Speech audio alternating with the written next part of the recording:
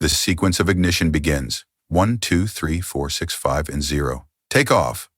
We are taking off. Hello everyone. There is a lot to discuss about the Pepo coin. Well, a lot is still happening. Based from what everyone is saying this morning, it appears that XRP wants to make a small breakout. We'll see. At 105, the value of Bitcoins has increased by 3.6 trillion in the overall market. Folks, it appears like this thing wants to take off once more. I wanted to inform everyone that John Deaton's legal practice, crypto law, will be practicing crypto law today. Yes, today. At 4 o'clock. John Deaton will participate in a reserve debate over Bitcoin, XRP, or everyone. He will have visitors to talk about, therefore you might wish to pay attention to that. He's working on numerous spaces. The child is reaffirming his belief that Bitcoin is a public good. XRP is a lobby for corporations.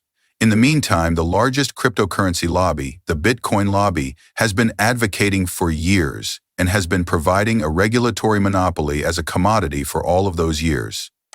Don't worry, I'll take care of things shortly. I did, however, have a question for Jack Mallers.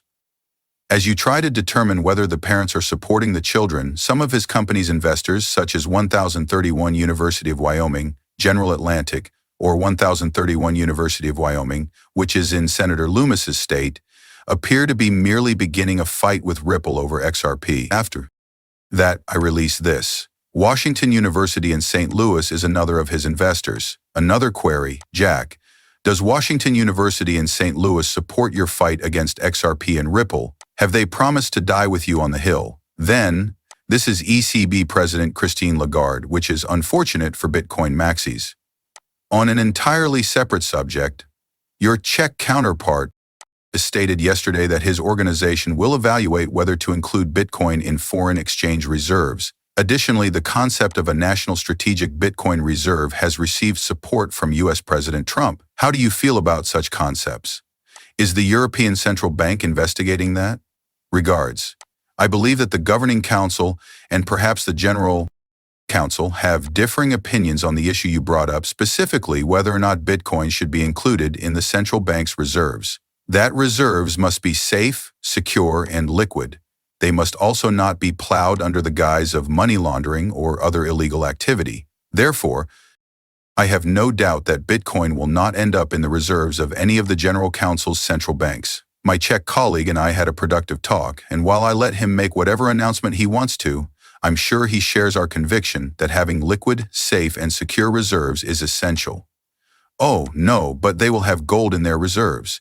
The modern investor is a grown-up, it turns out. The CEO of Ripple has argued in favor of a multi-second diversified U.S. digital asset reserve. This individual did not take the stage. XRP should be our only option. Many coins, he said. Do you get that? He's actually saying no, as if we should all become wealthy together. And you know who found that problematic? Bitcoin maximalists. People completely lost it. When Trump revealed plans to consider establishing a national digital asset reserve, it's the same. It's the same energy. This is exactly the same vibe as last year, in case you missed it. There was a rumor that an Ethereum ETF would be released in the US. Remember how Michael Saylor went utterly crazy? That is never going to happen, Michael Saylor said on Twitter, for those of you who were not present or who forgot. Bitcoin ETFs are the only possible option. Anyone else who holds a different opinion is utterly crazy. You don't know. The Ethereum ETF was then approved the next day. Oh, all coins can work together, he thought. La la la. We're like, what?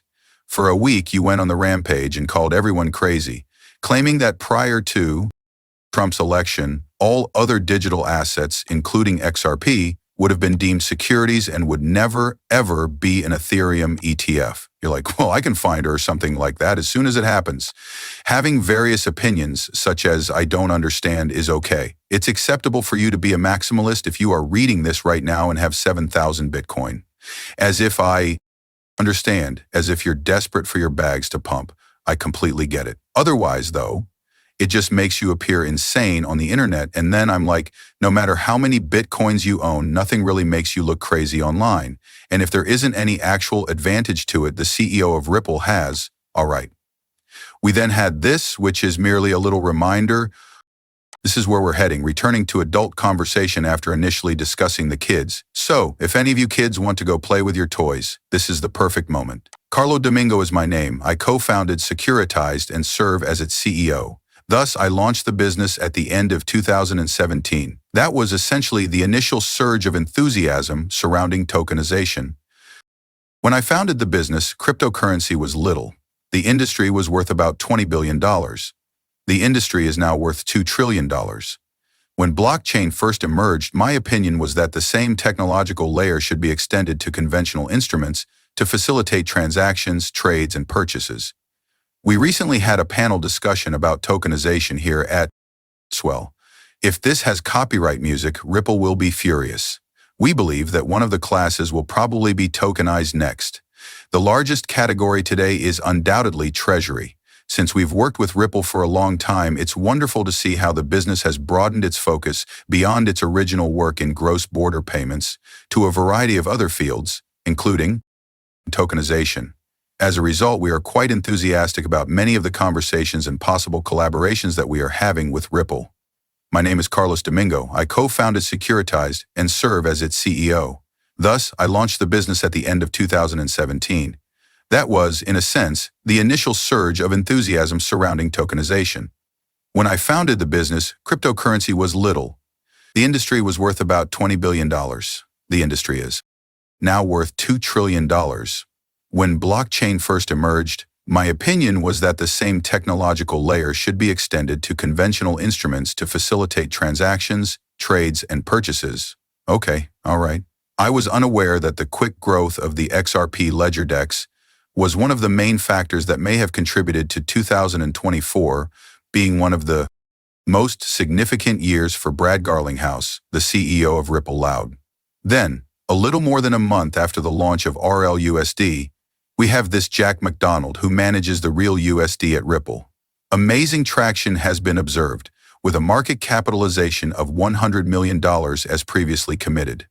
Every month, we will issue an independent attestation for RLUSD that complies with the strictest regulatory requirements. There are very few things to remember. Since nearly 100% of the whole supply is backed by US dollar deposits, short-term US government securities, and other cash equivalents, the RLUSD is overpriced.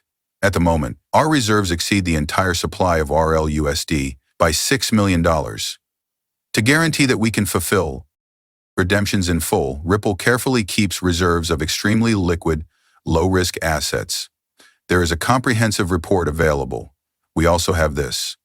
Tether Express warns of a chaotic market for EU consumers due to its unhappiness with MiCA delistings in Europe. Oh no.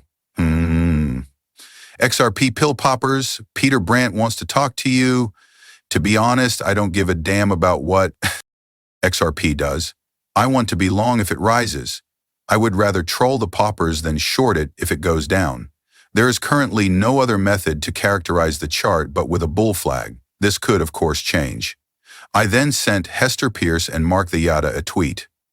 Hello. Have you looked on Gary's desk for the public release of the Hemanagi report for transparency? We will not let those children go. For us clients, Kraken is bringing back cryptocurrency staking. Like Donkey Kong, it's on. Gary is where? What's the problem? Right now, Gary is where?